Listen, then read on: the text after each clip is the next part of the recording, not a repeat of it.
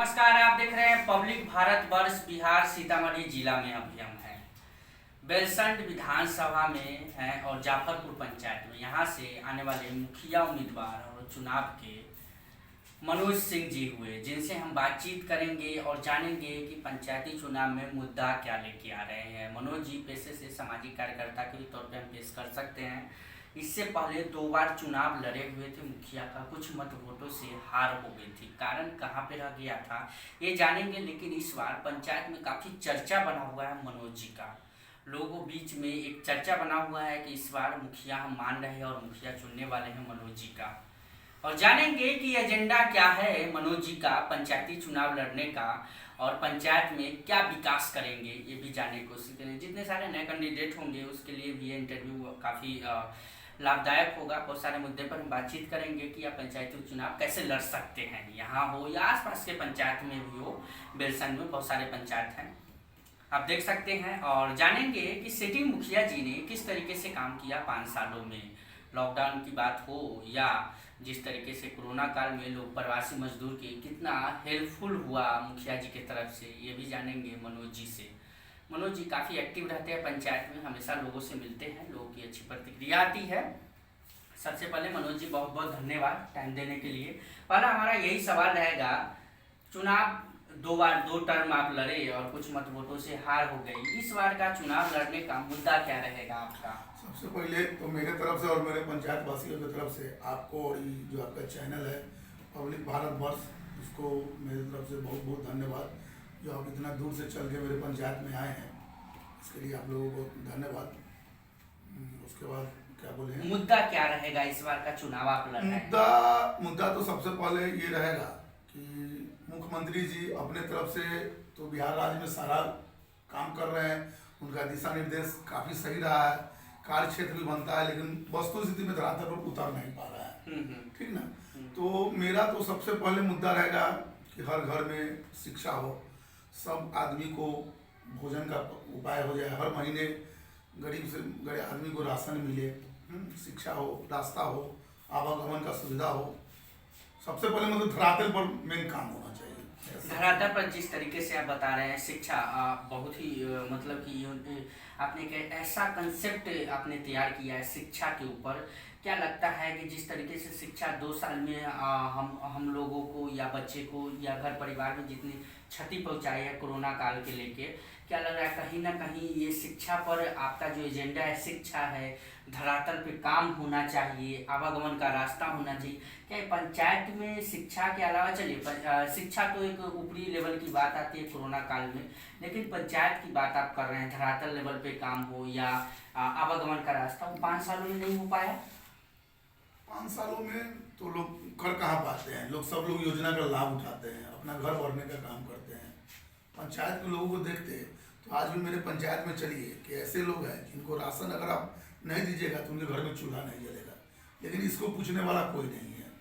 सब लोग सिर्फ अपना अपना जो सरकार का योजना है उसको किसी तरह दिखा करके, कागज में हो, फिजिकली हो, दिखा करके उसको अपने घर में लूटपाट करके, बंदरबाट करके अपने पास ले आना है। मतलब काम जो होना चाहिए वो चीज़ तो हमको भ्रष्टाचार की तरफ इशारा कर रहे हैं। हाँ, अपने पंचायत में दिखाई नहीं दे रहा। क्या मेरा पंचायत का बेलसंड प्रखंड में नहीं दिखाई दे रहा है। क्या मनोज सिंह जी अगर यहाँ से चुनाव जीत कर आते हैं तो भ्रष्टाचार मुक्त पंचायत बनेगा? कोशिश तो मेरा रहेगा। मैं तो इसी के लिए मतलब चुनाव लड़ रहा हूँ कि लोगों ने सबको देखा, एक बार मुझे भी समय दे, मौका दे कि बीते हुए मतलब 15 साल में पंचायत में क्या होगा और आने वाला 5 साल में क्या होगा, देखना है। और देखते देखते समय बीत जाता है। देखते देखते समय बीत जाता है।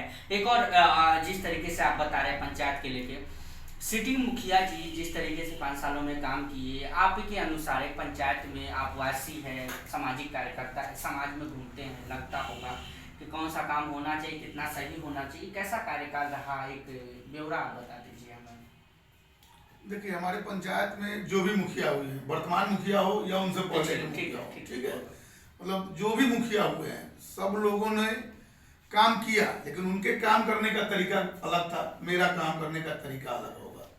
ठीक है।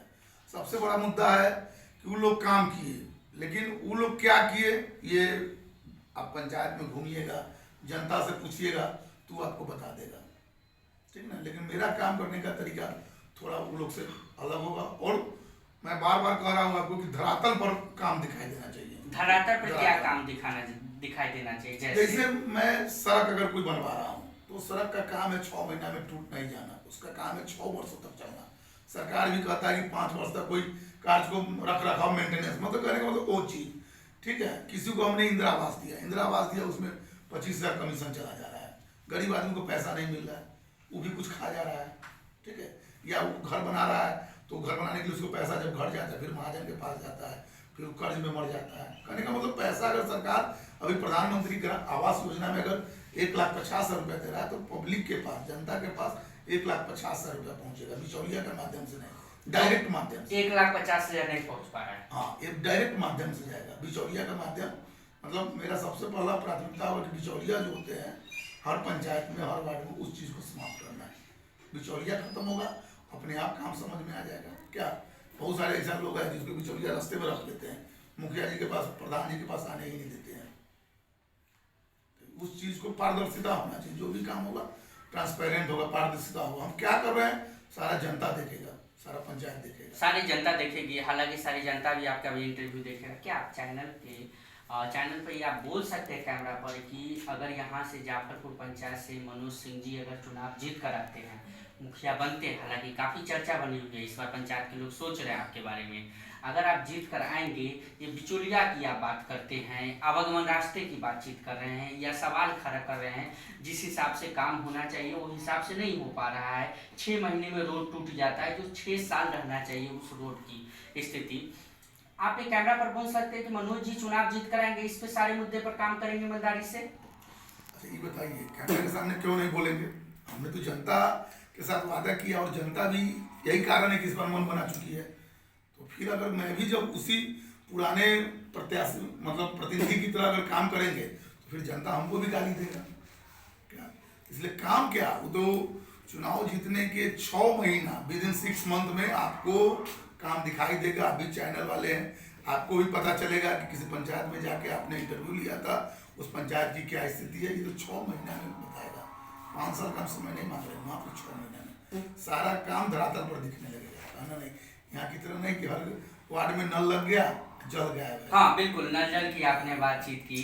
कैसा है नल जल योजना आपके पंचायत में और किस तरीके से काम हुआ, कितना वार्ड है? नहीं नहीं, सब जगह की आप बात नहीं कीजिए, आपने भी हम क्षेत्र में हम बताएंगे। पंचायत के 13 वार्ड की, आपकी हम पंचायत की हम बात पूछ रहे हैं। मैं अपने पंचायत के 13 वार्ड का बात कर रहा हूँ कि आपको तो बोला ना कि पैसा को खत्म करने के लिए, उसका हिसाब लगाने के लिए काम सब जगह हो गया।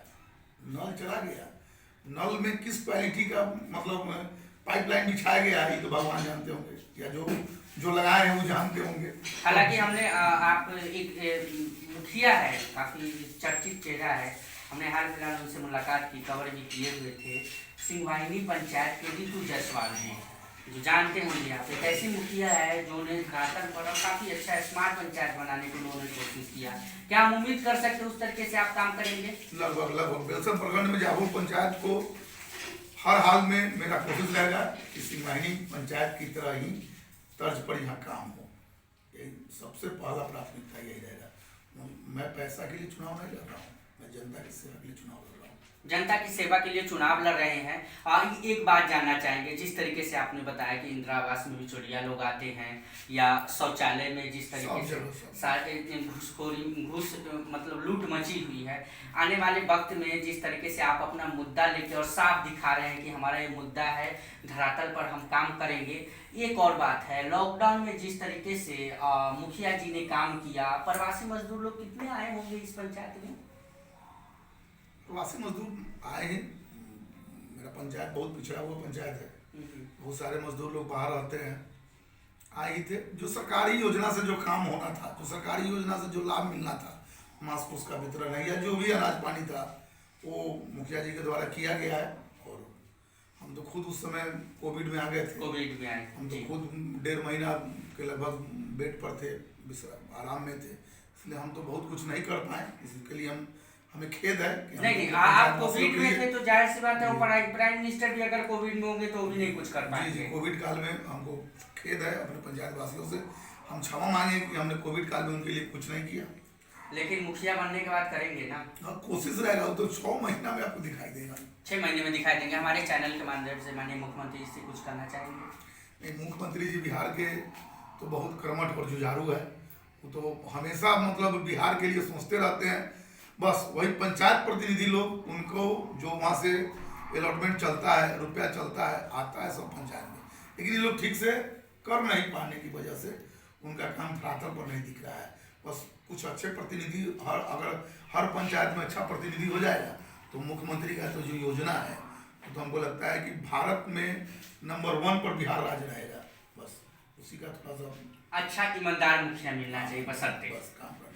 एक लास्ट सवाल करना चाहेंगे, जिस तरीके से पंचायती चुनाव में पढ़े लिखे एजुकेटेड कैंडिडेट है जो पंचायत में चुनाव लड़ रहे हैं, एक सवाल रहेगा कि सारे मुद्दे पर बातचीत होती है लेकिन महिला पे कोई नहीं बात करना चाहता है।